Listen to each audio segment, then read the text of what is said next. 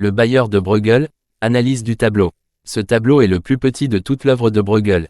Il s'inscrit dans une forme de médaillon, comme c'était souvent le cas pour les miniatures telles que Bruegel a pu en faire auprès de Clovio à Rome. Ici, ce format valorise une extraordinaire étude d'expression. Plus qu'un portrait, c'est la personnification d'un tempérament.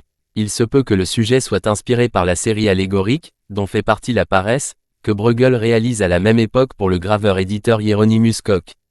Isolé de tout contexte narratif, peint sur un fond neutre, le visage de paysan révèle des caractéristiques expressives que Bruegel décrit avec un grand souci de réalisme. Les muscles de la face sollicités par le bâillement apparaissent sous la peau, les plis du cou contractés par le mouvement de la mâchoire, les rides, la coupe rose de la peau sont représentées avec précision. Ce visage de Bayer illustre l'intérêt que Bruegel accorde à l'expression individualisée des visages, et qui ne cessera de croître au cours de son œuvre. La tête du Bayer peut ainsi être rapprochée de différentes études de physionomie traitées dans des tableaux de plus grande envergure comme la danse des paysans.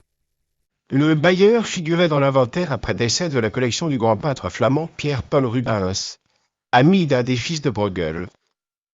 Après une très longue période, personne ne sut ce qu'il était devenu, puis le petit tableau réapparut au début du siècle chez un marchand.